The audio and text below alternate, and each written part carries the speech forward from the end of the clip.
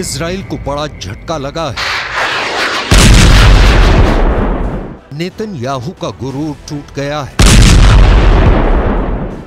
क्योंकि इजराइल जिसे हमास और हिजबुल्लाह के खिलाफ सबसे बड़ी दीवार कहता है, उसको नसरल्लाह के लड़ाकों ने एक झटके में खत्म कर दिया।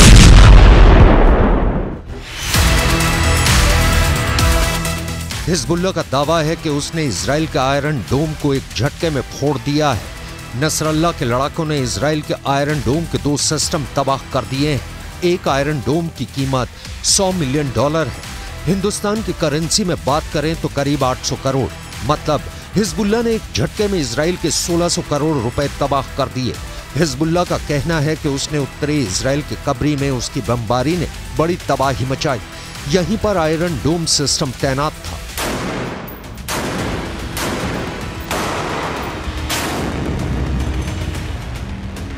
यह बात पश्चिमी मीडिया भी बता रहा है और इसकी चर्चा अमेरिका में भी हो रही है, लेकिन इजराइल ने इस पर पूरी तरह से चुप्पी साध रखी है। हमास के रॉकेट को रोकने वाला आयरन डोम इस वक्त संकट में है। हर हमले का मुंह तोड़ जवाब देने की धमकी देने वाले नेतन्याहू ने आयरन डोम पर हुए हमले पर अब तक कुछ नहीं बोला है। हालांकि ये तो तय है कि इस हमले ने इजराइल की टेंशन बढ़ा दी है, क्योंकि यही वो सुरक्षा कवच है जिसके बलबूते इजराइल अपने लोगों की हिफाजत करता है। उसकी सीमा में आने वाले रॉकेट और मिसाइल को इजराइल अपने इसी मिसाइल डिफेंस सिस्टम से मार गिराता है। 7 अक्टूबर को भी जब हमास ने करीब 5000 रॉकेट से हमला किया तो आयरन डोम ने बड़ी तादाद में रॉकेट मार गिराए थे। हिजबुल्लाह जानता है कि रॉकेट इजराइल पर बेअसर साबित होते हैं, इसलिए अब उसने एंटी टैंक मिसाइलों का सहारा लिया है। वो तोप से भी गोलाबारी कर रहा है। हिजबुल्लाह लगातार इजराइल के लिए सरदर्द बना हुआ है। पहले भी इसने एंटी टैंक मिसाइल सिस्टम से इजराइल के मरकाबा टैंक को निशाना बनाया और अब उसके निशाने पर आयरन डोम सिस्टम आ गया है। इससे पहले जब जब फिलिस्तीनी संगठन हमास ने रॉकेट से हमला किया है, आयरन डोम का सक्सेस रेट 95% से ऊपर रहा है।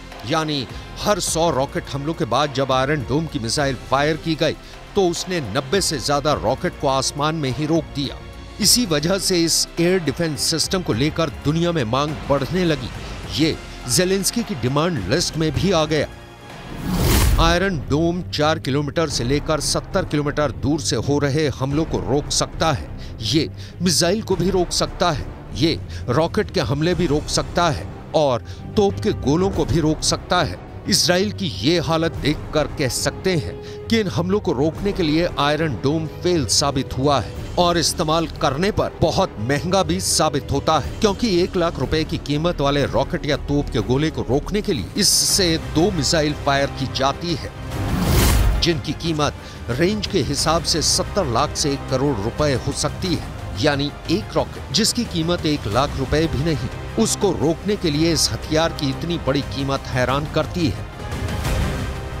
अब खुद आयरन डोम पर हमले ने बता दिया है कि नेतन्याहू का कोई डिफेंस सिस्टम पुख्ता नहीं है। दुनिया के सबसे बेहतरीन एयर डिफेंस सिस्टम माने जाने वाले आयरन डोम पर अटैक की खबर ने इजराइल को 440 वोल्ट का करंट लगा दिया है। ये नेतन्याहू के लिए भी बहुत बड़ा झटका है।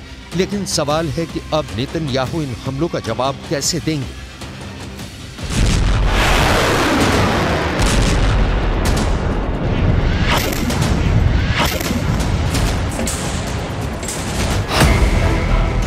हिजबुल्लाह के धमाके के बाद 2 लोग बहुत ज्यादा टेंशन में हैं। गाजा और इजराइल के बीच चल रहे युद्ध ने पूरे पश्चिम एशिया को तीसरे विश्व युद्ध के एपिसेंटर में तब्दील कर दिया है और इसकी वजह से 2 ताकतें सबसे ज्यादा फिक्र में डूबी हुई हैं।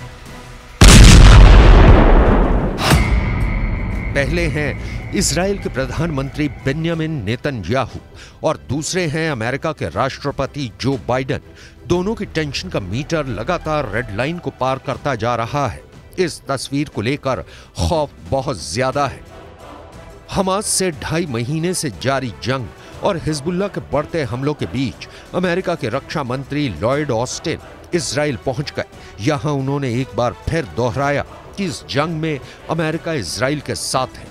हालांकि उन्होंने इस पर कुछ भी नहीं कहा कि अगर हिजबुल्लाह की तरफ से हमले तेज हुए तब भी वो इजराइल का साथ देंगे। Palestinian civilians in Gaza is both a moral duty and a strategic imperative. So we will continue to stand up for Israel's bedrock right to defend itself. And we will also continue to urge the protection of civilians during conflict and to increase the flow of humanitarian aid into Gaza.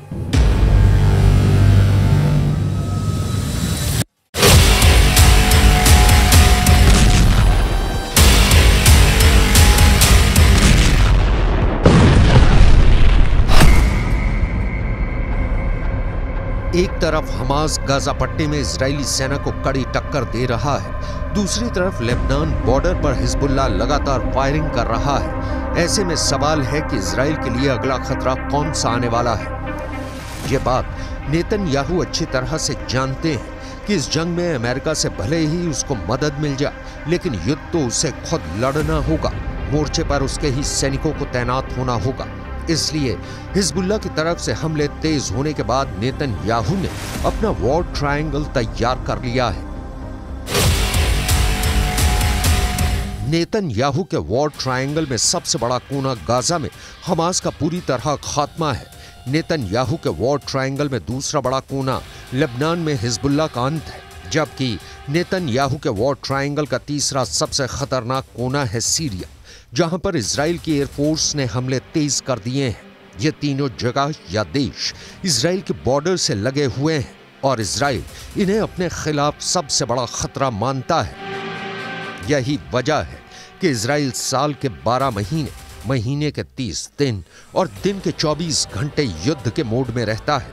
उसकी सेनाएं हमेशा active रहती हैं, दुश्मनों को लेकर हमेशा चौकन्ना रहती हैं। अपने आसमान को सुरक्षित रखने के लिए अभी इजराइल के पास 4 लेयर में डिफेंस सिस्टम है। पहला है आयरन डोम, जो रॉकेट और विमानों को 70 किलोमीटर के दायरे में रोक सकता है। मिड सेगमेंट में दूसरा है डेविड स्लिंग सिस्टम, जो 250 किलोमीटर की रेंज तक मिसाइल या विमान का दुश्मन बन जाता है। एरो 2 एयर डिफेंस सिस्टम, इसकी रेंज भी 250 किलोमीटर तक है, लेकिन यह डेविड स्लिंग के मुकाबले में ज्यादा ऊंचाई पर जाकर आसमानी टारगेट को मार गिरा सकता है। और चौथा है एरो 3, जो 2.5 किलोमीटर से भी आगे के टारगेट को खत्म करता है। और अब यही एयर डिफेंस सिस्टम इजराइल का बैलिस्टिक मिसाइल को मार गिराने वाली गारंटी बन चुका है।